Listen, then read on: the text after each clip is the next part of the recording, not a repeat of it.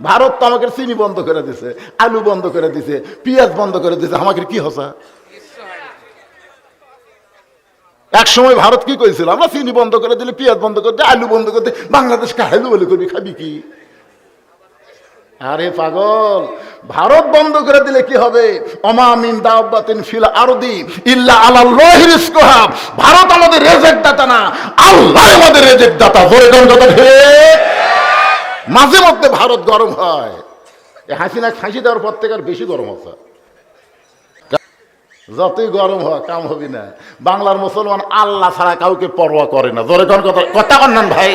আমার এক ভাই ঘোষক বললেন যে বাউল আবুল সরকার আল্লাহ সম্পর্কে বলেছে আল্লাহ নাকি আগা মাথা নাই, ওই আরো খারাপ করে বলেছে। জোরে কর কথা ঠিক কিনা? বাংলাদেশের বহু নেতা বুদ্ধিজীবী ওর পক্ষ লিছে, আর আমাকে বলতেছে তৌহিদি জনতা এরা নাকি ধর্ম অন্ধ। আমরা বলে ধর্ম অন্ধ, খালি চাপাত লাগতেন দরকার। কথা কন না, কথা কন না, নাস্তিকের বাচ্চা, শালা নাস্তিকেরা। শোনেন, এই মুসলমানের দেশে আল্লাহর কোরআন আমরা দেখতে চাই, সেই কোরআনটা কি? কিন্তু বর্তমানে বাংলাদেশেও তো বিচার চলতেছে। যখন ঠিক কিনা? বর্তমানে সেই বিচার চলতেছে, এই আমাদের বাংলাদেশে বিচারের অবস্থা তাই হয়ে গেছে। কার কাছে বিচার দেবেন? বিচারক পর্যন্ত অন্যায় কাজ করে। কথা কর না কেন? দেখেন না, আপনারা দেখেননি ভালো মানুষগুলোকে অন্যায়ভাবে জেলখানায় বন্দি রাখছে। বেশি লোকের কথা বলবো না, একজনের কথা বলবো, যিনি 50 বছর কোরআনের হক তাফসীর করেছে, যাকে সব দলের আলেমেরা সমানভাবে শ্রদ্ধা করে, আল্লামা সাইদি, যাকে আমরা বলি কোরআনের পাখি। ধরে কোন কথা ঠিক কিনা? আপনারা বলেন তো, আল্লামা সাইদি মানুষ খুন করছে, নারী নির্যাতন করছে, ঘর বাড়ি পুড়ে দিছে, তো তাহলে হাসিনার তদন্ত হলো যুদ্ধ অপরাধী, কিন্তু আল্লাহর তদন্ত কি? আল্লাহ কোরআনে বলেন, ইব্রাহিম ওয়া আলা আলি ইব্রাহিম ইন্নাকা হামিদুম মাজিদ। আল্লাহুম্মা বারিক আলা মুহাম্মাদ ওয়া আলা আলি মুহাম্মাদ কামা বারাকতা আলা ইব্রাহিম ওয়া আলা আলি ইব্রাহিম ইন্নাকা হামিদুম মাজিদ।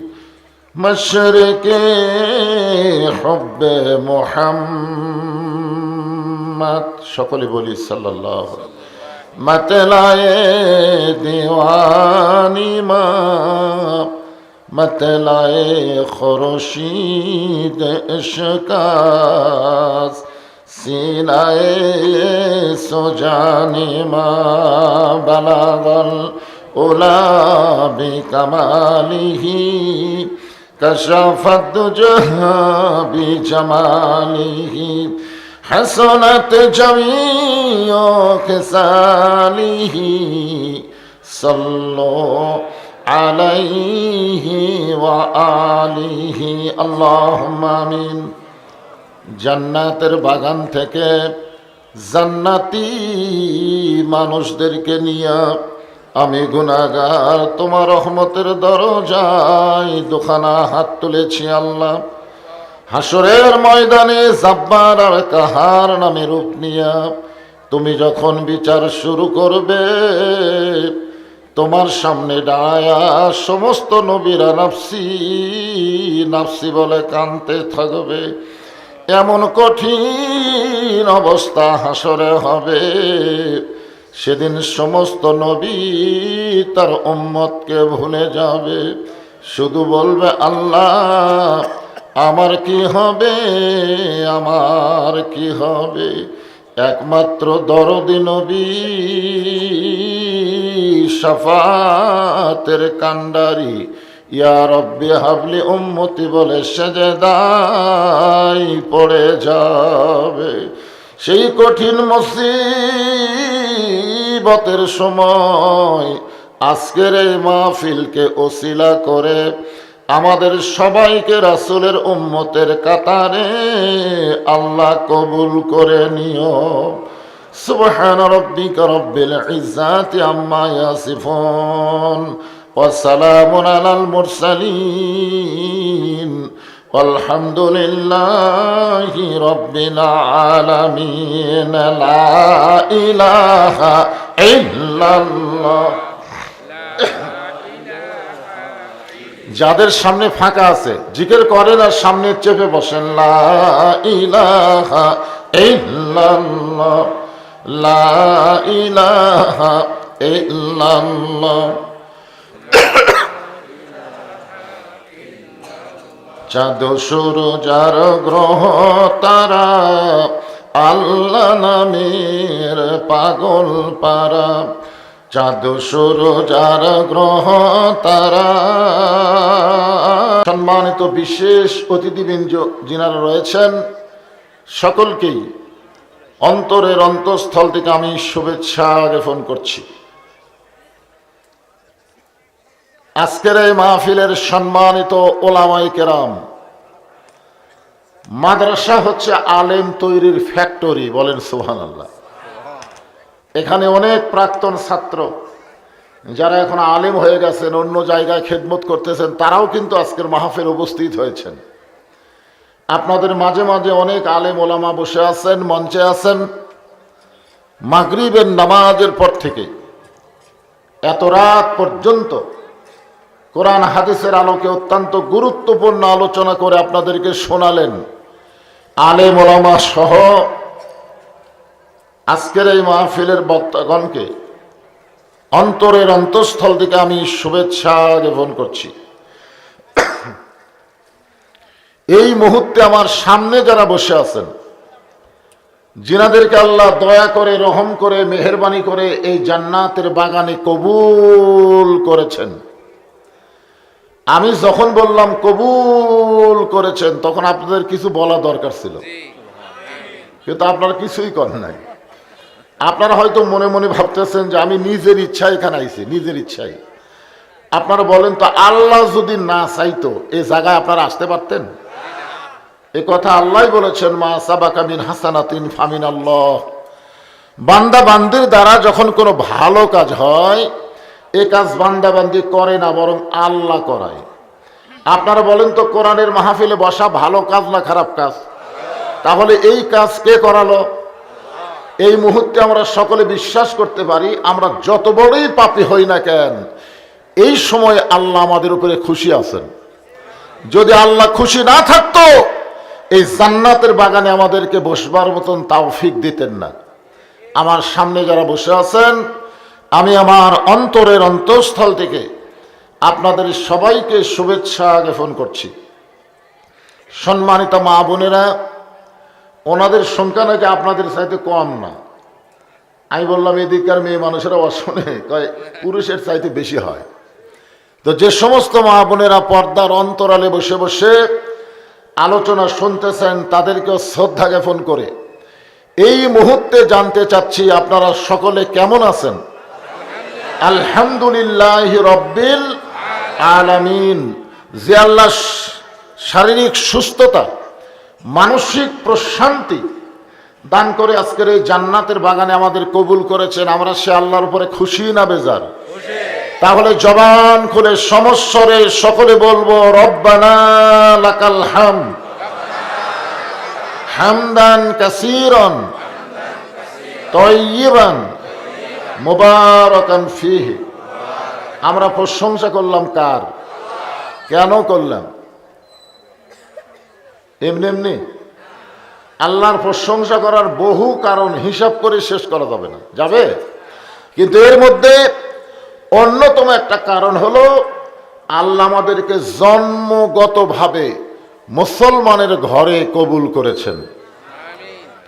আল্লাহ যদি আমাদের হিন্দুর ঘরে, বৌদ্ধর ঘরে, খ্রিস্টানদের ঘরে, ইহুদির ঘরে পাঠাতেন, তাহলে আমাদের অবস্থাটা কি হতো? অন্য ধর্মের ভাইয়েরা যদি থাকেন, তারা হয়তো মনে মনে চিন্তা করতেছেন, হুজুর কি বলবার চাই, হুজুর বলবে কেন? আমার বাপ দাদার কথা বললে আপনারা শুনবেন? আল্লাহ বলতেছেন, অমাইয়াবতাগি গয়রাল ইসলামা দীনান ফালাই ইউকবালা মিনহু। ইসলাম ছাড়া অন্য কোনো জীবন ব্যবস্থা, ধর্ম কেউ যদি গ্রহণ করে, আল্লাহ বলেছেন কখনোই তা কবুল করা হবে না। আল্লাহর কাছে একমাত্র কবুলযোগ্য জীবন ব্যবস্থা, ধর্মের নাম কি? আরো জোরে বলেন, ইন্না দীনা ইনদাল্লাহিল ইসলাম। আল্লাহ আমাদেরকে সেই ইসলামের মধ্যে মুসলমান হিসাবে কবুল করেছেন। এতে আপনারা খুশি না বেজার? তাহলে জবান খুলে বলি আলহামদুলিল্লাহ। আমাদের ভাগ্য এত ভালো যে আল্লাহ শুধু মুসলমানের ঘরেই আমাদের কবুল করেনি, বিশ্বনবীর উম্মত হওয়ার মতন তৌফিক দান করেছেন। বিশ্বনবীর উম্মত হয়ে আমাদের লাভ কি? আছে না আমার মুক্তার, আছে না আমার বারিস্টার, শেষ বিচার। জোরে কোন বিচার? শেষ বিচার বোঝেন? বাংলাদেশের জজ কোর্ট, হাইকোর্ট, সুপ্রিম কোর্ট আমরা মনে করি বাংলাদেশের শেষ। এরপরও অতীতে যে বিচারগুলো হয়েছে আমরা অনেকেই পছন্দ করিনি, ঠিক কিনা বলেন? আবার বর্তমানে যে বিচারগুলো হচ্ছে সেগুলো অনেকে পছন্দ করতেছে না। কি করতেছে? তার মানে বোঝা গেল বাংলাদেশের কোর্টে যতই বিচার হোক অনেকে বলে ন্যায় বিচার পায়নি। এই জন্য এগুলো সব বাদ দিয়ে একটা বিচার আছে যার নাম হলো শেষ বিচার। জোরে বলেন নাম কি? শেষ বিচারের হাইকোর্টেতে তিনি আমায় করবেন পার, আমি পাপী তিনি জামিনদার। এই তিনি ডাকে আল্লাহ না। আল্লাহ যখন হাকিম হয়ে আমাদেরকে আসামি বানায় বিচার শুরু করবেন, ওই সময় আমাদের নবী উকিল হয়ে, ব্যারিস্টার হয়ে আমাদের পক্ষে ওকালতি করে, সুপারিশ করে আমাদেরকে জান্নাতে পৌঁছায়া দিবেন। এমন একজন নবীর উম্মত হওয়াতে আপনারা খুশি না বেজার? তাহলে জবান খুলে আর একবার বলি আলহামদুলিল্লাহ। এখন আসে 15.5 বছর আমি ডাইরেক্ট কোনো ওয়াজ করতে পারিনি ভাই। তাই বলে হক কথা যে বাদ দিছি তা কিন্তু না। ওমর ফারুক দেখতেছেন এখন ডাইরেক্ট বললি হাত ফেল। রাখাল, সত্যি যদি ওমরকে দেখতে চাও তাহলে ফজরের নামাজ তোমাকে সামনে কাতারে আদায় করা লাগবে। ফজর যদি সামনে কাতার আদায় করতে পারো, মেহরাবের দিকে লক্ষ্য করে দেখবা যে মানুষটা ইমামতি করতেছেন ওই মানুষটি হলেন হযরত ওমর। তাহলে আল্লাহর কোরআন দিয়ে যখন বাংলাদেশ চলবে, প্রত্যেকটা নেতাকে নামাজ পড়ানোর মতন যোগ্যতা থাকা লাগবে। কথা কর না? এই জন্য তো সবাই কোরআন দেখবার চায় না। রাখাল, সত্যি যদি ওমরকে দেখতে চাও ফজরের নামাজ তোমাকে সামনে কাতা আদায় করা লাগবে। ফজর যদি সামনে কাতা আদায় করতে পারো, মেহরাবের দিকে লক্ষ্য করে দেখবা যেই মানুষটা ইমামতি করতেছেন ওই মানুষটি হলেন হযরত ওমর। রাখাল ছোট বাচ্চার মতন কান্দে। এতক্ষণ রাখাল করে হাসিছে। ওমর ফারুক বলে কান্দো কেন?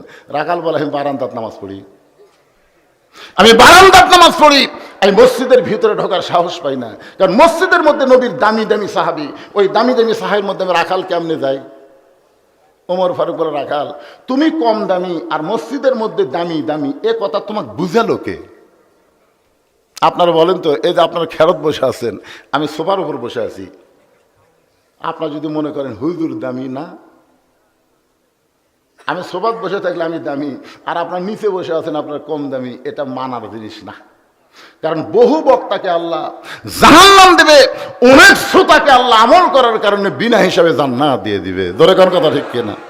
হয়তো আপনারা দেখতেছেন হাসরের ময়দানে আমার জিহ্বার মধ্যে জাহান্নামের বসি দিয়ে আল্লাহ টানে নিয়ে যাচ্ছে জাহান্নামের দিকে। আপনারা কবেন হুজুর হুজুর আপনার ওয়াজ শুনে আমরা আমল করে জান্নাতে যাচ্ছি। তখন আল্লাহ বলবে লিমা তাকুলু মা লা তাফআলুন, এ বক্তার ওয়াজের সাথে আমল ছিল না রে। এই জন্য আল্লাহ বললেন ইন্না আকরামাকুম ইনদাল্লাহি আতকাকুম, ওই ব্যক্তি সবচাইতে দামি হয় যার কলিজার মধ্যে আল্লাহ। মুসলমান দাবি করবে অথচ ফজরের নামাজ জামাতের সঙ্গে আদায় করবে না, ওই ব্যক্তি হলো মুনাফিক। কথা কন না কেন? একটা হলো এশা আর একটা কি? এই দুই ওয়াক্ত বাড়ি পড়লে হবে না, মসজিদ জামাতের সঙ্গে আদায় করা লাগবে। আজকে আপনারা চিন্তা করে দেখেন আপনাদের এলাকায় ফজরের মুসল্লির খবর কি? ফজরের নামাজে যুবকেরা যারা যুবক বসে আছো, ফজরের আজানের মধ্যে একই শব্দ দুইবার বেশি কয়, অন্য আজান এই শব্দ নাই। সেই শব্দ তোমরা জানো? এই তুমি তো হুজুর মানুষ, তোমার কছি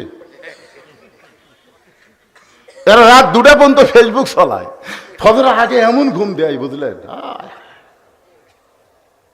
আসসালাতু খায়রুম মিনান নাওম, ঘুম হইতে নামাজ অতি উত্তম। ওমর ফারুক বলেন, রাখাল আযানের গুরুত্ব দিও। এতদিন রাখাল, ভারত তো আমাকে চিনি বন্ধ করে দিছে, আলু বন্ধ করে দিছে, পেঁয়াজ বন্ধ করে দিছে, আমাকে কি হসা? এক সময় ভারত কি করেছিল, আমরা চিনি বন্ধ করে দিলে, পেঁয়াজ বন্ধ করে দিলে, আলু বন্ধ করে দিলে, বাংলাদেশ কাহালু বলে করবি, খাবি কি? আরে পাগল, ভারত বন্ধ করে দিলে কি হবে? ওমা মিন দাব্বাতিন ফিল আরদি ইল্লা আলাল্লাহি রিজকুহা। ভারত আমাদের রিজিক দাতা না, আল্লাহ আমাদের রিজিক দাতা। জোরে কোন কথা ঠিক? মাঝে মধ্যে ভারত গরম হয়, এই হাসিনা ফাঁসি দেওয়ার পর থেকে আর বেশি গরম হচ্ছে। যতই গরম হয় কাম হবি না। বাংলার মুসলমান আল্লাহ ছাড়া কাউকে পরোয়া করে না। জোরে কোন কথা, কথা কন্যান ভাই। আমার এক ভাই ঘোষক বললেন যে বাউল আবুল সরকার আল্লাহ সম্পর্কে বলেছে আল্লাহ নাকি আগা মাথা নাই, ওই আরো খারাপ করে বলেছে। জোরে কোন কথা ঠিক কিনা? বাংলাদেশের বহু নেতা বুদ্ধিজীবী ওর পক্ষ লিছে, আর আমাকে বলতেছে তৌহিদি জনতা এরা নাকি ধর্ম অন্ধ। আমরা বলে ধর্ম অন্ধ, খালি চাপাত লাগতেন দরকার। কথা কন না, কথা কন না। নাস্তিকের বাচ্চা, শালা নাস্তিকেরা শোনেন, এই মুসলমানের দেশে আল্লাহর কোরআন আমরা দেখবার চাই। সেই কোরআনটা কি বোঝানোর জন্য আপনাদের সামনে এত দূর দিয়ে আমি ওয়াজ করে বোঝানোর চেষ্টা করতেছি। ওসমান গনি মুসকি মুসকি হাসতেছে, কারণ রাখালের দায়িত্ব। রাখাল সবসময় নরম খাওয়া লাগবে না, রাখালকে গরম হওয়া লাগবে। এখন দেখেন তো আপনার বাড়িতে 22 বছরের একটা আইডিয়া আছে। আইডিয়া মানে বেটা, আপনি সামনে নামাজ পড়েন, বেটার খবর কি? আজান শোনার আগে আসলো 3.5 হাত, ফজরে আজান শোনার আগে আপনার ছেলে 3.5 হাত আসলো। যে আজান শুরু হয়ে গেছে, ওই আজান শুনবি না, ল্যাপ দিছে মাথার ওপর। এখন পাও বার হচ্ছে, পাও টানে বুকের কাছে নিয়ে যাচ্ছে। আপনি জানলাতে তাকায় দেখছেন কে আমার ছেলে গেল কোথায়? মাথাও নেই, পাও নেই, মনে হয় চাউলের বস্তা ঢেকে তো। আপনি বাবা আস্তে আস্তে ঘরের মধ্যে যান, বিলাই যেমন ইন্দুর ধরে, আস্তে আস্তে যায় ল্যাপ টানতে দেখেন ল্যাপের নিচে আপনার বেটার সাইজ আর সকালবেলা সাইড থেকে কুত্তের সাইজ একই সাইজ। তো আপনার ছেলে কুত্তার আমল করতেছে, আপনি বাবা হিসাবে কিছুই বলবেন না? কিছু রাখালি করার দরকার আছে না নাই? দরকার আছে না নাই? 17 বছরের একটা মেয়ে হাইল পরে কিলকিল করে গোটা পাড়া ঘুরতেছে। আপনার বাবা হিসাবে কি রাখালি করতে হবে? নবীর মেয়ের বয়স মাত্র 9 বছর, ফাতেমার বয়স হলো মাত্র কয় বছর? মাত্র 9 বছরের ছোট্ট মেয়ে ঘরের মধ্যে বসে হাতের মধ্যে চুরি দিয়া মুসকি মুসকি হাসতেছে। এ দৃশ্য নবী দেখার পরে আর ঘরের মধ্যে ঢুকলেন না। ফাতেমা দেখতে পাইলেন বাবা ঘরের মধ্যে ঢুকতে চাইয়া পা না দিয়া কেন বাইরে গেলেন। বারান্দায় গিয়ে তাকায় দেখে নবীর চোখটা দর দর করে পানি পড়তেছে। ফাতেমা হাঁটু গেড়ে বসে বললেন, বাবা কি দুঃখ মনে করে এমন করে কাঁদতেছেন? রাসূল বলে, ফাতেমা যে দুনিয়াতে সাজবে মা, আল্লাহ তার আখিরাতের শ্বাস কমায় দিবে। সঙ্গে সঙ্গে ফাতেমা হাতের দুটা চুরি খুলে মাটির ফাইলা দেয়। যেই মাত্র চুরি খুলে মাটির ফাইলা দিছে, নবী দৌড়ে গিয়ে চুরি 2টা করে জামার পকেটের মধ্যে ঢুকায়। ফাতেমা বললেন, বাবা যেই চুরি হাতে দেওয়ার কারণে আপনি ঘরের মধ্যে ঢুকলেন না, বারান্দায় কান্না শুরু করে দিলেন, সেই চুরি ফাইলা দিলাম। আপনি এমন করে কেন কাঁদতেছেন বাবা? আপনি কেন চুরি করে পকেটের মধ্যে ঢুকাইলেন? রাসূল বলেন, ফাতেমা তুই আয় আমার কাছে আয়। ফাতেমা যেই মাত্র নবীর কাছে আইছে, নবী কপালে একটা চুমা দিয়ে বলতেছে, মা একদিন তোর নাকে নাক ফুল পরানো হবে, একদিন তোর কানে দুল পরানো হবে, একদিন তোর গলাত মালা পরানো হবে। ফাতেমা বললেন, কবে কবে? আল্লাহ রাসূল বললেন, যেদিন তোমার বিবাহ হবে। ও ফাতেমা, মেয়েরা কেবলমাত্র এক পুরুষের জন্য সাজতে পারবে, সেই পুরুষ যদি তার স্বামী হয়। স্বামী ছাড়া অন্য কোনো পুরুষের জন্যে নারীদের সাজা জায়েজ নয়। ফাতেমা কখনোই মনে করবে না তোমার বাবা বিশ্ব নবী বলে আল্লাহ তোমাকে জান্নাত দিবে, এটা কখনোই মনে করবে না। জান্নাতে যদি যাবার চাও, জান্নাতের আমল করে তোমাকে জান্নাতে যাইতে হবে। ফাতেমা বলে, বাবা মেয়েদের জন্য জান্নাতের আমল কি? রাসূল বললেন, মাত্র 4টা আমল করবা মা। 1 নম্বর হলো 5 ওয়াক্ত নামাজ, 2 নম্বর রমজান মাসে রোজা করবা, 3 নম্বর বিয়ে হলে স্বামীর খেদমত করা লাগবে, 4 নম্বর সতীত্বের হেফাজত পর্দা করা লাগবে। আল্লাহ নবী বলেন, ফাতেমা 5 ওয়াক্ত নামাজ পড়লেই হবে, 24 ঘন্টা নামাজ পড়া লাগবে না। 24 ঘন্টার মধ্যে 5 বার নামাজ পড়বা, নামাজের হক আদায় হবে। ও ফাতেমা, 12 মাস রোজা করা লাগবে না, একটা মাস রোজা করবা, রোজার হক আল্লাহ আদায় করে দেবে। ফাতেমার স্বামীর খেদমত সব সময় করা লাগবে না, স্বামী যখন খেদমত চাবে তখন খেদমত করবা। কিন্তু সতীত্বের হেফাজত পর্দা করা ফাতেমা, এইটার কোনো সময় নাই। এইটা নারীদের জন্য আল্লাহ সব সময় ফরজ করে দিয়েছে। ফাতেমার কাছে একটা ওড়না ছিল, এই ওড়নাটা টান দিয়ে মাথায় দিয়ে বললেন, বাবা এই মুহূর্তে আমি পর্দার মধ্যে ঢুকে গেলাম, বাবা এই মুহূর্তে আমি পর্দার মধ্যে ঢুকে গেলাম, আপনাকে সাক্ষী রেখে আল্লাহর কাছে ওয়াদা করলাম এই ফাতেমা আর পর্দার বাহিরে থাকবে না।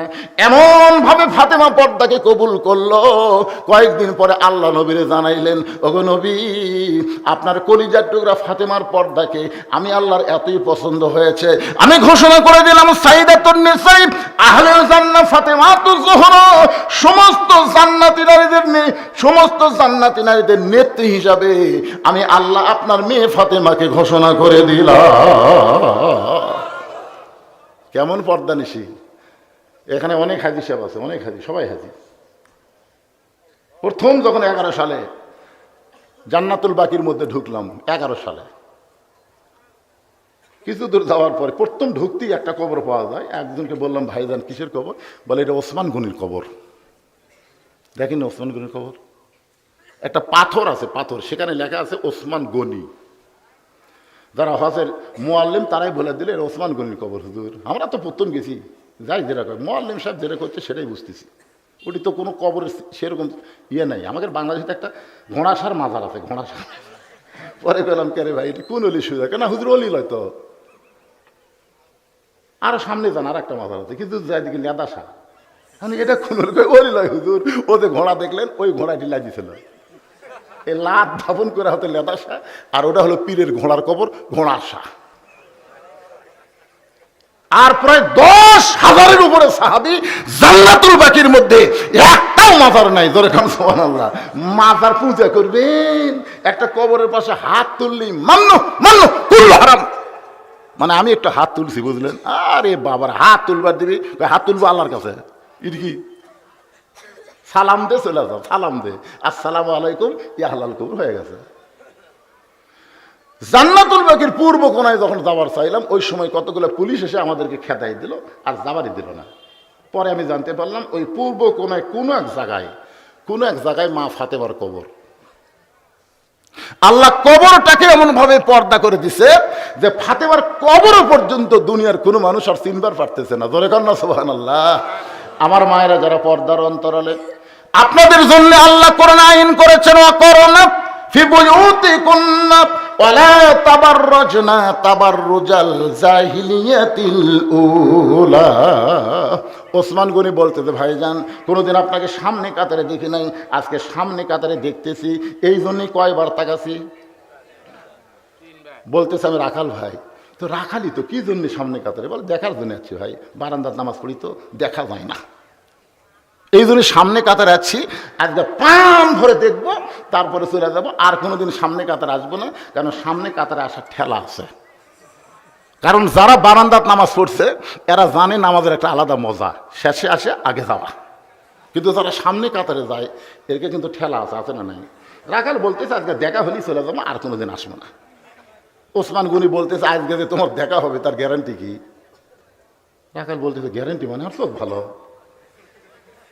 ওসমান গনি বলে, ভাইজান আজ কয়েক বছর হলে সামনে কাতারে নামাজ পড়ি, এখন পর্যন্ত আমার দেখা হয় নাই। রাখাল বলতেছে, চোখের সমস্যা আছে নাকি? ওসমান গনি বলে, হতে পারে। রাখাল বলে, কয়েক বছর হলে সামনে কাতারে নামাজ পড়ে, এখন পর্যন্ত দেখা হয় না। ওসমান গনি যা দেখতে চায় তিনি হলেন নামাজের মালিক আল্লাহ। সুবহানাল্লাহ কান্না কেন? আল্লাহ রাসূল বলেছেন, আনতাবুদুল্লাহ কাআন্নাকা তারাহু ফাইন লাম তাকুন তারাহু ফাইন্নাহু ইয়ারাকা। কোন আল্লাহর বান্দা যখন ইবাদতের মধ্যে শামিল হয়ে যায়, ইবাদতের মালিক আল্লাহকে দেখতে পায়। আল্লাহ যদি দেখা সম্ভব না হয়, আল্লাহ তাকে দেখতেছে, এই বিশ্বাস তার কলিজায়।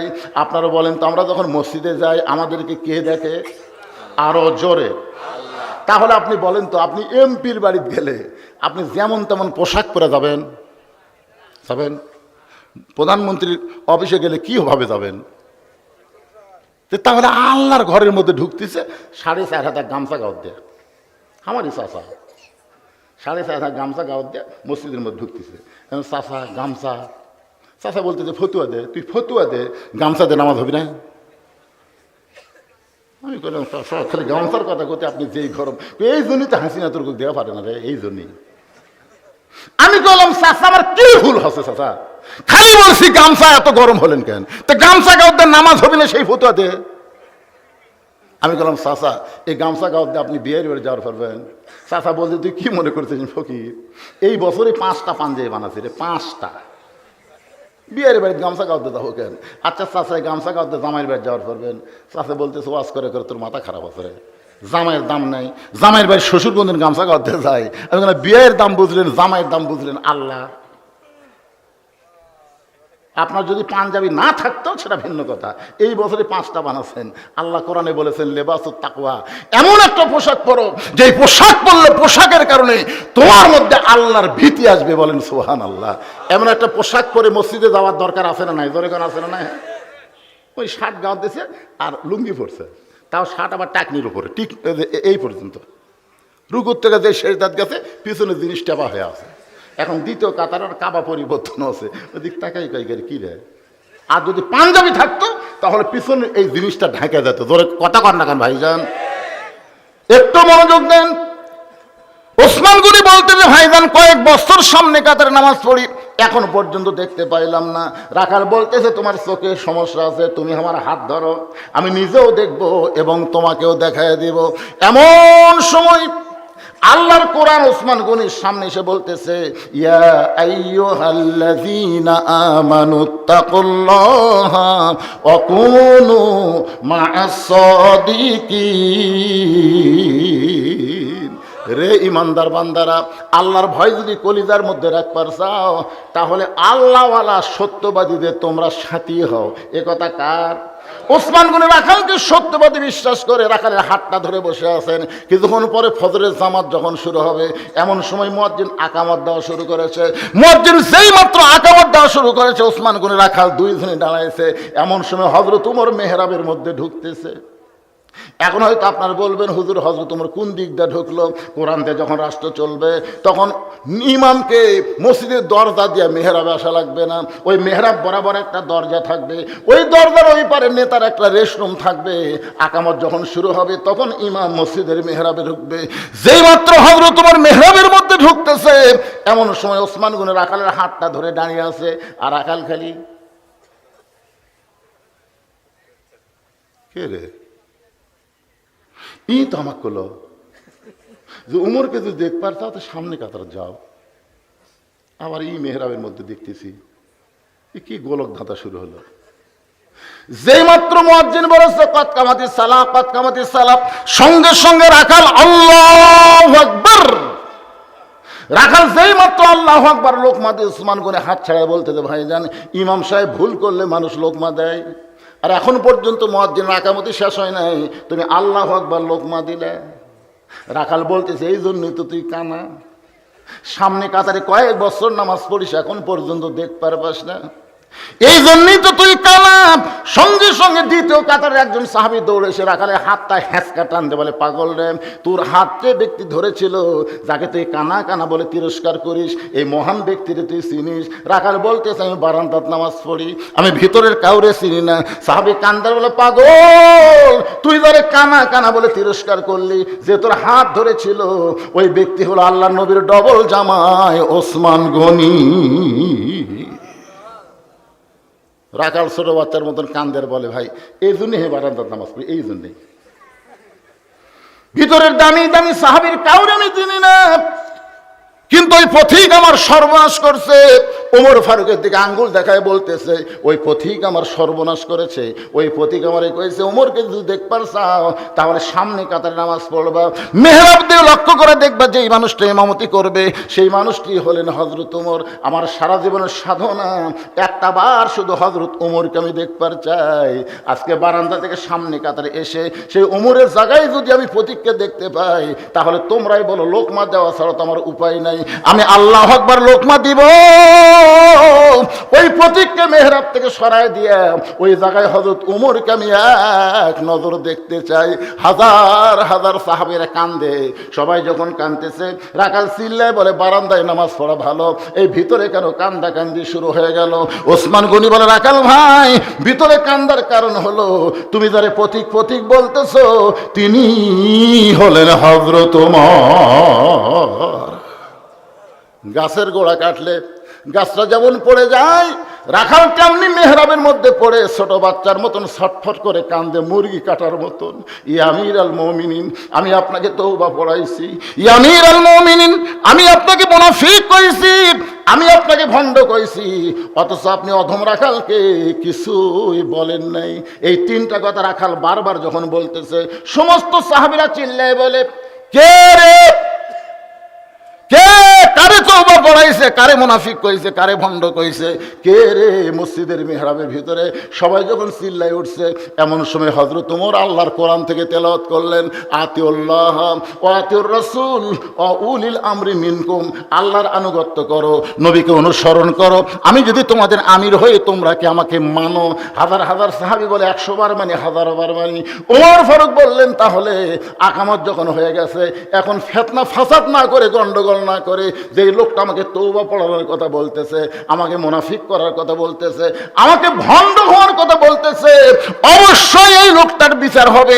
এই লোকটার বিচার দুনিয়ার কোনো আইন দিয়ে হবে না, এই লোকটার বিচার হবে আল্লাহর কোরআন দিয়া। এই বিচার কারা কারা দেখতে চাও? প্রত্যেকটা সাহাবী হাত তুলেছে, সবাই হাত তুলেছে, আমরা দেখতে চাই। উমর ফারুক বললেন, নামাজের আগে দেখবে না নামাজের পরে দেখবে? সব সাহাবী বলতেছে, হুজুর আকামত যখন হয়েই গেছে, কারণ সমস্ত কাজের আগে কোন কি কাজ? আরো জোরে বলেন, নামাজের আগে কোনো কাজ আছে? ওমর ফারুক বললেন, আজকে তোমরা দেখবা আল্লাহর কোরআনের আইনের বিচার। আজকে যারা আমার সামনে বসে আছেন সমস্ত সাহাবীরা দেখতে চায়, আপনারা কারা কারা দেখতে পারছেন? আল্লাহকে একটু হাত দেখান তো দেখি।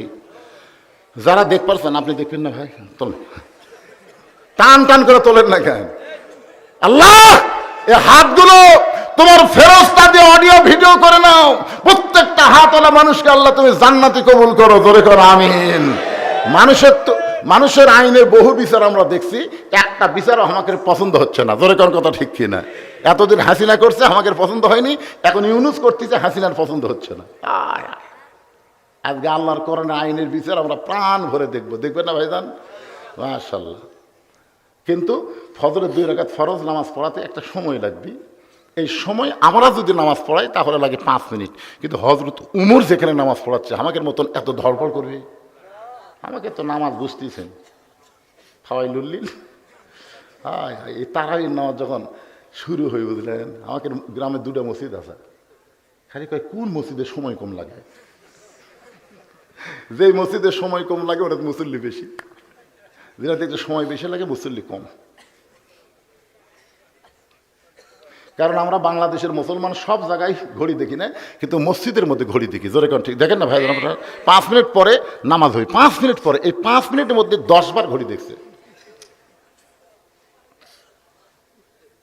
নিজের ঘড়ি দেখে প্রাণ ভরতেছে না ভাই, কয়টা বাজে হচ্ছে, এখনো 3 মিনিট, আজ ঘড়ি লড়তেছে না ভাই, আজ ঘড়ি। ওই লোকটাই নামাজ শেষ করে চাষ চলে গেছে, 1-1 ঘন্টা বসে আড্ডা করি। আল্লাহর কাছে যদি আমরা কিছু পাবার চাই, ধৈর্য আর নামাজ ছাড়া চাওয়ার উপায় নাই। তাহলে নামাজের মধ্যে ধৈর্যের দরকার আছে না নাই? তাহলে আপনার কয় মিনিট দিবেন? এই উমর ফারুক 2 রাকাত ফজরের নামাজ ইমামতি করবে, কয় মিনিট দিবেন? নিয়ে আবার 8 ঘন্টা, 8 ঘন্টা পড়ে বেল উঠবি রে পাগলা। আচ্ছা এইটা ঠিক আছে, 10 মিনিট। তাহলে উমর ফারুক তার সাহাবীদেরকে নিয়ে নামাজ পড়াক, আর এই সুযোগে 10টা মিনিট বসে থাকে কি কর্মকাণ্ড? এই 10টা মিনিট আমরা মাদ্রাসার জন্যে প্রায় 200-এর অধিক এই মাদ্রাসায় ছাত্র আছে। আপনাকে 200টা কোরআন শরীফ দান করা লাগবে এই মাদ্রাসাত। একটা কোরআন শরীফ মাত্র 500 টাকা দিবেন। 500 টাকা দেওয়া মাত্রই আল্লাহ একটা কোরআন শরীফ দান করার সব আপনাকে দিবে। অথচ আপনার বাপ মা যদি কবরে যায়, তাদের কবরে আল্লাহ হাদিয়া হিসেবে পৌঁছে দিবে। পৃথিবীর শ্রেষ্ঠ দান নবীর এতিম মাদ্রাসায় একটা কোরআন। আপনি 500 টাকা দিবেন, একটা কোরআন দানের সব আল্লাহ আপনার আমল নামায় দিবে। এখন দান আপনি করেন বা না করেন, কিন্তু বসে থাকবেন। আমার কথা কি বুঝলেন? 2 হাত তোলেননি, আপনার 2 হাত তোলেননি, আল্লাহর কোরআনের বিচার দেখার তো 2 হাত তোলেননি। হাত তোলার পরে যে লোকটা না শোনা বাড়ির যাবি, তুই একেবারে টাটকা মুনাফিক হবি। জোরে কন, কি মুনাফিক? আরো জোরে কন। আপনারা দেখেন কারা কারা মুনাফিক, খালি দরজার দিকে খেয়াল করেন। খালি দেখবেন দরজা দিয়ে কারা যায়, কিছু বলার দরকার নাই, মনে মনে বলবে লিমা তাকুলু মালা তাফালুন। এখনই কি করলো আর কি করতেছে রে, এখনই করলো। আল্লাহর কোরআনের বিচার দেখবো, আর বিচার না দেখে চলে যাচ্ছে। মাত্র 10টা মিনিট এই কোরআনের মাহফিলের জন্য, কোরআনের মাদ্রাসার জন্য ধৈর্য ধরার দরকার আছে না নাই? জোরে কোন আছে না নাই? কোরআন আল্লাহর বান্দা পারেন এই নবীর এতিমখানায় একটা কোরআন শরীফ বাবদ 500 টাকা দিবেন, বাপ মায়ের কবরকে আল্লাহ জান্নাত বানিয়ে দিবে। এই হাজার হাজার মানুষের মধ্যে 200 জন আল্লাহর বান্দার কাছে আমি 500 করে টাকা চাইছি। যে লোকটা সর্বপ্রথম দিবে, ওর দেখা দিকে যত মানুষ দান করবে ও তো একটা সওয়াব পাবেই। যারা দান করলো ওই দানের একটা অংশ আল্লাহ তার আমল নামায় দিবে। একসঙ্গে আল্লাহর 2 বান্দা 2টা কোরআন শরীফ বাবদ 1000 টাকা দান করেছে, আল্লাহ দানকে কবুল করেন। আরেকজন কোরআন শরীফ বাবদ 500 টাকা দান করছে, আল্লাহ দানকে কবুল করেন। ভাই দান চলে আসেন, ভাই তার পকেটে 500 টাকা আছে, তার কাছে আমার দাবি আছে, একটু আসেন আল্লাহর রাস্তায়। একজন আল্লাহর বান্দা 2টা কোরআন শরীফ 1000 টাকা দান করেছে, আল্লাহ কবুল করেন। কেউ যদি মনে করে হুজুর আমি একলাই 10টা কোরআন শরীফ দেবো, তাহলে 5000 টাকা দেন। 20টা কোরআন দিবেন, 10,000 টাকা দেন। যারা দিবেন তারাই শুধু উঠবেন, অযথা কেউ উঠে মাহফিলে সর্বনাশ করবেন না। আর একজন কোরআন শরীফ বাবদ 500 টাকা দান করেছে, আর একজন কোরআন শরীফ বাবদ 500 টাকা দান করেছে, আর একজন কোরআন শরীফ বাবদ 500 টাকা দান করেছে। পৃথিবীর শ্রেষ্ঠ দান এই দরজাতে কে যায়? এই মাদ্রাসা তালবেলে বেড়া, এরা তো সর্বনাশ বেশি করতেছে। শুধু লোক উঠবি, বক্তার কাছে চলে আসবি। আল্লাহ কোরআন শরীফ বাবদ 500, এই ফাঁকে 4টা কোরআন শরীফ বাবদ 2000 টাকা চলে আসছে। আরেকজন কোরআন বাবদ 500, আগে একটা কোরআন শরীফ দিয়েছে, আবার কোরআন শরীফ বাবদ 500 টাকা দান করলো। আল্লাহ দানকে কবুল করেন। আল্লাহ আপনি দিলেন, আপনি তো অনেক দিয়েছেন। দেখছেন কোরআন শরীফের লোভ সামলার পারে নাই। একটা কোরআন শরীফ বাবদ প্রধান অতিথি 500 টাকা দান করেছে, আল্লাহ কবুল করেন। একজন 2টা কোরআন শরীফ বাবদ 1000 টাকা দান করছে, আল্লাহ কবুল করেন। আল্লাহ তোমার একজন বান্দা, এটি কত আছে ভাইজান? 2টা কোরআন শরীফ বাবদ 1000 টাকা দান করছে, আল্লাহ কবুল করেন। আব্দুল করিম নাটু সাম্বারি 5000 টাকা। লিল্লাহু আকবার। সাম্বারির আব্দুল করিম নাটু, নাটু আব্দুল করিম, ডাক নাম নাটু। নাটু 10টা কোরআন শরীফ বাবদ 5000 টাকা করে বলেন মারহাবা। আপনজন যারা কবরে গেছে, এই দানের উসিলায় আল্লাহ তাদের কবরগুলোকে জান্নাতের টুকরা বানায় দেন। সকলে বলি আল্লাহুম্মা আমিন। আল্লাহ তোমার একজন কত আছে ভাইজান? আমার এক ছাত্র মিল্লাত, মিল্লাত 10000 টাকা। একেবারে একবারে 20টা গেছে রে। মিল্লাত 20টা কোরআন শরীফ বাবদ 10,000 টাকা করে বলেন মারহাবা। আল্লাহ কবুল করেন। আর একজন কোরআন শরীফ বাবদ 500 টাকা দান করছে, আল্লাহ কবুল করেন। আমার আব্বা আম্মার জন্য, আব্বা আম্মা পিছনেই কবর, বাপ্পার জন্য 2টা কোরআন শরীফ বাবদ 1000 টাকা দান করেছে, আল্লাহ দানকে কবুল। ভাইজান আপনারা কোরআনকে যদি ভালোবাসেন, মাদ্রাসাকে যদি ভালোবাসেন, আল্লাহর রাস্তায় বসে থাকবেন, সাইড মারবেন না, প্যারালাইসিস হয়ে মরবেন। প্যারালাইসিস বোঝেন? একসময় হাঁটবার মন চাবি, কিন্তু পাও লড়বি না। আজকে ইচ্ছা মতো হাঁটতেছেন, মনে করতেছেন এখনই হাত তুললো, এখনই আবার চলে যাবো।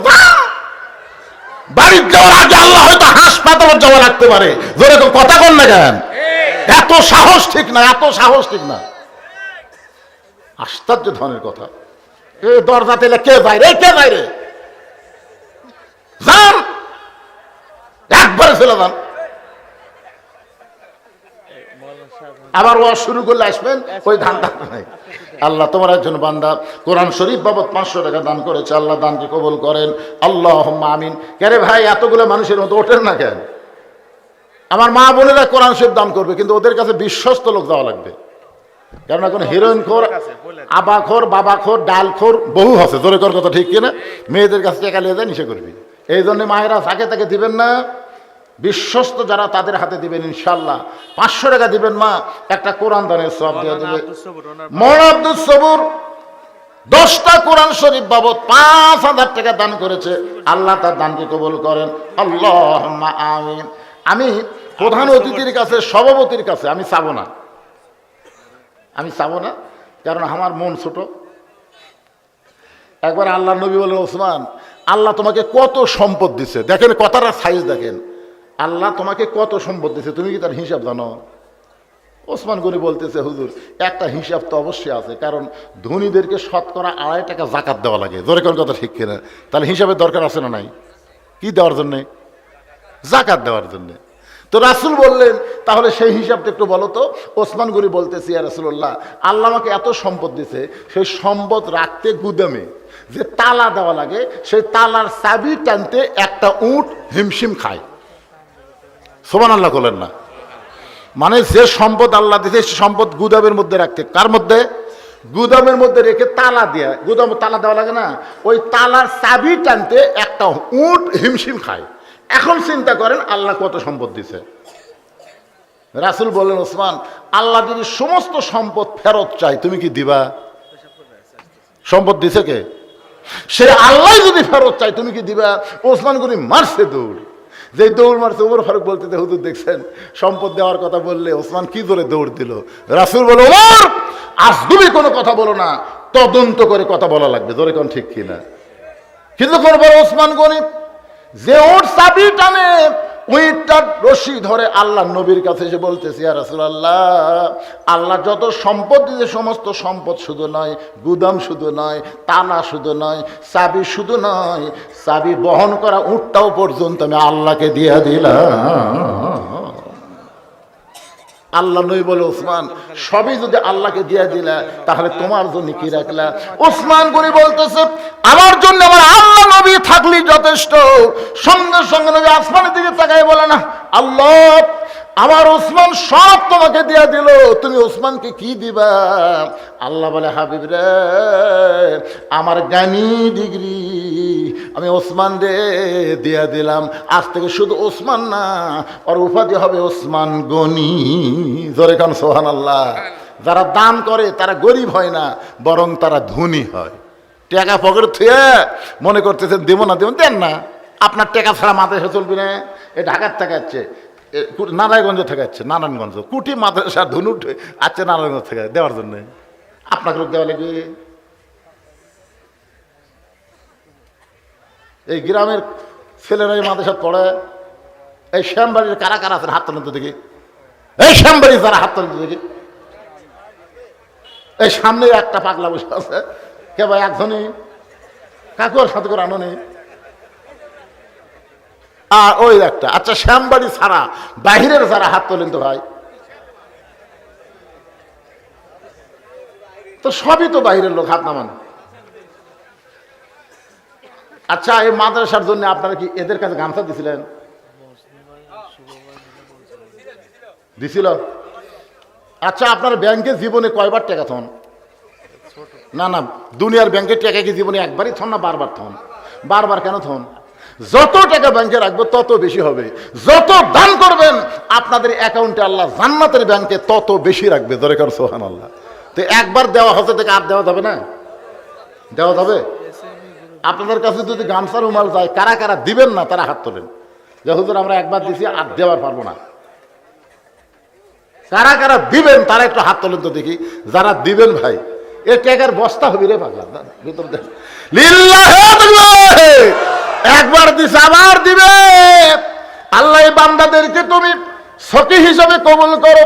আর সখী হাবিবুল্লাহ দানকারী আল্লাহর দোস্ত, ধরে কোন সুবহানাল্লাহ। এই পাটি খেলা আদায় করার জন্য যাও বাবা, ভিতরে যাও, যাও যাও, আল্লাহর রাস্তায় যাও।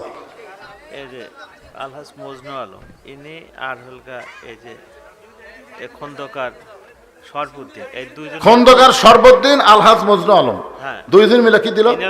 এই এসএম কোম্পানির ডিরেক্টর আর চেয়ারম্যান, দুইজন মিলে 50,000। মাশাআল্লাহ, দুইজন মিলে 50,000। জি জি জি, ওনারা নাই? আছে, উনি আছে। কুটি আছে? এই যে মজনু। আপনি আর একজন কুটি, দুইজন মিলে 50 দিবেন। মাশাআল্লাহ, দুইজন আল্লাহর বান্দা পাওয়া গেছে, দুইজন মিলে একই কোম্পানির চাকরি করে 50,000 টাকা করে, বলেন মারহাবা। ওই ভাই থাকলে আমি বলতাম দুইজন মিলে 1 লাখ দেন, কিন্তু 1 লাখ এখন 1 লাখের উপর তার দুইজনের জোর করা যাবে না। কারণ যারা দিবার পারে তারাই দেয় ভাই রে, যারা দেয় তাদেরকে আল্লাহ বারবার দেওয়ার তৌফিক দিয়ে দেয়। এই মাঝখানে এখানে ফাঁক হলো কেন? ফাঁক হবে কেন? হ্যাঁ, ও চাকরি না মালিক। তে ভাই 50-50 দিলে কি হবে? শিকার হচ্ছে দিবস আছে, সব সময় আছে তার কাছে। একবার চাপ দিয়ে চাওয়াটাই বোকামি। যাই সব সময় আছে তার কাছে। কিন্তু বর্তমানে বাংলাদেশেও তো বিচার চলতেছে, যখন ঠিক কিনা? বর্তমানে যেই বিচার চলতেছে, এই বিচারের সাইজ কেমন? আমি একটা যুক্তি দিলে আপনারা বুঝতে পারবেন। 7 বছর ধরে ন্যাংরা আমের চাষ করছে চাপাই ন্যাংরাম। আমাদের বগুড়াতে 7 বছর ধরে আমের চাষ। জ্যৈষ্ঠ মাসে দেখতে গেছে আম পাকছে কিনা। আম পাকা দেখতে গিয়ে দেখে গাছের ডালে বসে ছোট্ট একটা বাচ্চা আম পাড়তেছে আর ব্যাগের মধ্যে তুলতেছে। বাগানের মালিক বলে, আমি খাইনি, আমার পরিবারের কেউ খাই নাই, তুই আমার গাছে আম পাড়তেছিস, তোর বাপকে যা বিচার দেবো রে। এই তোর বাপক যা বিচার দেবো। ওই ছোট্ট বাচ্চা কিছুই কয় না, রাগ করে কয় তোর বাপক বিচার দেবো, তোর ভয় লাগে না? কয় আমার বাপক কোথায় যা বিচার দেবেন, আমার বাবাও আর এক গাছে চড়ছে,